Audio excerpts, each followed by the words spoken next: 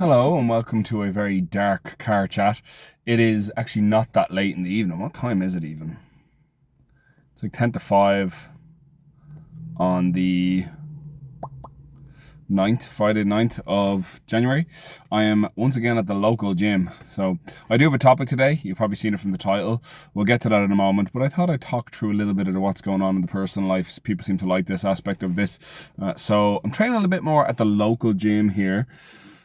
It's obviously not as good as Westside. It doesn't have powerlifting equipment. It's quite a bit smaller and can get quite busy. However, I will have to contend with the M50 if I want to trek across to train at Westside. And frankly, the time commitment to do that at this hour of the day, coming up on 5 o'clock, is just not worth it. I've had days I've left my house at 5:30 and I haven't gotten into the gym until like 6:45, just trying to get across that fucking motorway. So it's just not worth it to me at the moment. My little lad has an ear infection and he was not well just before Christmas. Came around quite well Christmas week, had a great Christmas, and I just think with all the activities we were doing, he got a bit more run down, and then he's got the ear infection back again. So he's in shit form. He's not sleeping as well, so it means a lot of like 5:30 or earlier starts, and it's rough going. So like I'm quite tired, so I'd rather just get the session done and go home. The biggest contention with training here, as I mentioned, besides the equipment and how busy it is I don't really like people recording. So I can't really record any sets for like, bar speed and, how things look externally. It's not a big deal for me. I don't really care for recording, but just in general, it's something I do have to consider, and that will be a topic for another video. However, we're going to go on to today's topic, and that is stop blaming the coach. Now, you could watch this and go, of course this motherfucker is going to say this. He coaches people.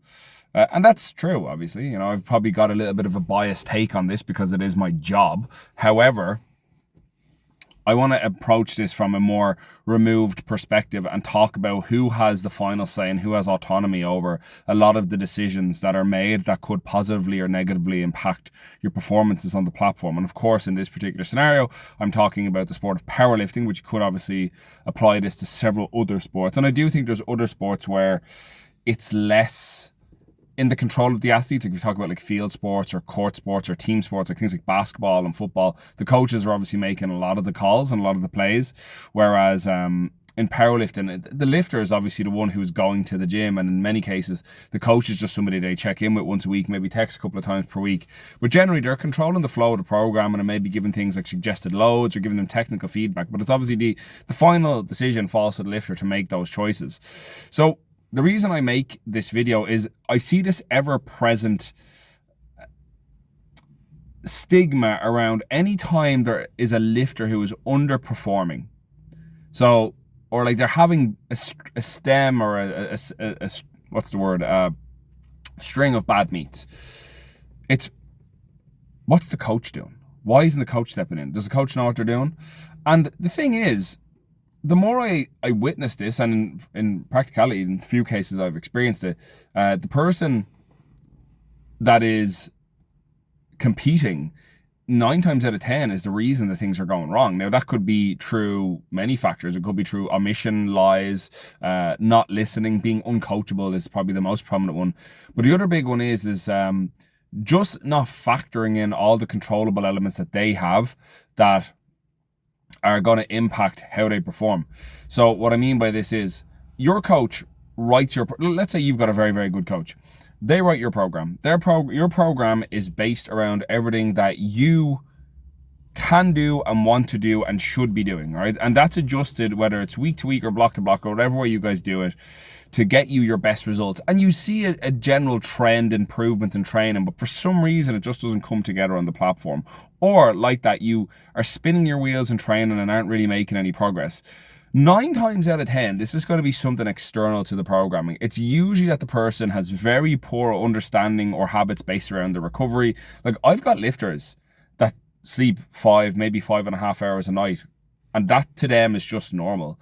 And like even them getting up to an extra hour and a half per night would be such a massive net positive, not only to their training, but their life quality and potentially their longevity of being alive.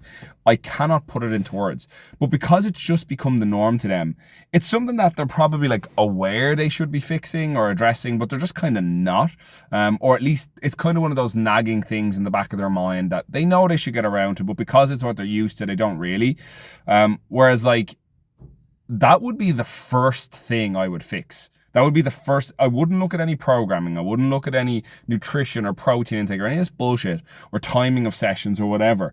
Like, go to fucking sleep. Like, unless you're somebody who's in a very, very tough scenario where you work an incredibly difficult job or like you have a lot of external responsibilities like small children, in which case, yeah, like I'm chronically underslept, but I have a child and he is sick. So when he's not sick, anytime I don't get sleep, it's squarely my fault. It's 100% my fault. It's he goes to bed and I go fuck around and like I program, or recently since Christmas, I've gotten into playing Warhammer with Vinny. Like we're just, so I'm like painting the little miniatures. It's like my fucking midlife crisis as I get closer to 40. Like it's not, you know, sports cars and fucking hookers. It's Warhammer. So like that's my fault. If he goes to bed and like it, whatever, 8 o'clock, and then I see the clock hit 9:30, I should go to bed because I know he's going to wake up on a good day about 6:30, on a bad day before 5:30 usually. I could go to bed and get a decent night's sleep, but instead I sit there and paint these fucking things and listen to fucking audiobooks or video essays on YouTube until like 11 o'clock at night, and then I'm really tired.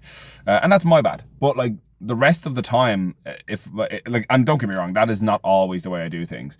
But I'm saying like I also own that is on me. So it's one of those things that I understand any lack of progress I make is nothing to do with how I'm being programmed, because I trust the programming I'm receiving is of good quality, because I see other people benefit from similar programming. And frankly, if a coach produces results with like 40 other people and it's just not you, the likelihood is it's not this person or their understanding. You're not that unique. You don't have these massive variable situations or like this very unique case that you need a very magic form of programming. I've run online templates that I've downloaded for free in some cases, that I've bought in other cases, and I've made progress on those with no coach supervision. And I still make progress because it's a decent program that I'm obviously going to interpret. Like, yeah, fair enough, you could put down to knowledge, and I do agree that to an extent, like an inexperienced or a coach with poor knowledge or particular biases or uneducated coach could potentially do more harm than good. But generally speaking, it comes down to what that person is engaging in outside. Like even if you're in the gym 2 hours, 4 times a week, that's 8 hours a week you are in the gym, and you're telling me all the other hours in a week aren't impacting what you're doing. Like if you're somebody who goes out on the weekend, like you're drinking on Friday and Saturday, even if it's casually, if you're staying up late on the weekend, fucking playing video games or whatever, you're telling me that doesn't affect you. If you're not dialed in with your nutrition, where one day you're having 200 grams of protein, the next you're having 80, you're having 40 grams of fiber one day and 8 the next day, one day you're eating 5,000 calories, the next you're eating 1,500 calories. All this is going to have a knock-on effect to your training. And I think particularly as what happens in powerlifting is people get into it and take it so seriously from the word go, but they take the lifting part seriously. Why is the weight on the bar not going up in a linear fashion week on week on week, which is obviously an impossibility past a certain point. But you say it's these other things, and people don't address these other things. And it's almost like the moment they do start addressing them, there's not that light bulb moment. I've seen it happen where, like I've had lifters where I've told them, you need to stop cutting. You need to stop cutting ahead of every meet. You need to stop trying to be in this weight class. You need to like accept that you've grown out of this particular like image you have of yourself. And they won't do it, and they keep sandbagging, and they keep having poor performances, or like they're, even if the performances are good, it's below their expectations. And then they will go and, like, let's say we stop working together, and I've seen it happen where they do just embrace being like bigger or more muscular or more a big fuller physique, and they do end up performing better. It's like, it's almost like the thing I've been saying to you for 2 years was the thing you needed to do. And some of that is going to come down to obviously timing, understanding. It's going to come down to the light bulb moment for that person. Like again, you could hear the same piece of advice 10 times and it doesn't go through. And the 11th time it's said to you at just the right time, where you're the most receptive, it was said in just the right way, and you listen to it that time. And that's fair. But oftentimes you'll see people, it still be, they won't make the connection that maybe I should have listened to the person that I was paying for 2 years when they were saying it, and I didn't. It doesn't mean you need to write any, like walk it back or anything like that, or you know, text them and say, hey, you were right actually. But I mean, it's one of these things that people instantaneously blame any negative outcome in powerlifting on the person that's coaching that individual. rather than saying, well, maybe the lifter is making poor choices. And then on the flip side of that as well, I find that whenever the lifter does extremely well, people think they're just a talent, and it's not necessarily that the coach has had like any massive impact on this person's progression. And that's not to say there aren't shit coaches. That's not to say there aren't bad programs. And that's not to say there aren't coaches who could potentially be good but are just programming this particular person wrong. That's all fair to say. But I think by and large, people are trying to assign blame where they need to be taking responsibility. Because oftentimes there's things that are within your power as the athlete to take control of that will have a much more profound impact on your performances than just saying, yeah, it's the coach's fault. And whether it's switching coaches or going on to coach yourself or doing a free program on, I know it's very dark, so hang on. Oh, fuck, I should probably have left the car running. But in any case, I'm going to go in and do my session. This was just like a bit of a rant. This is not based on anything. Like I haven't had this interaction recently or anything like that. It was just something that's on my mind. I think I've read it online a few times where people kind of talk negatively about other coaches. And that's probably a topic for a separate video, but just even to touch on it.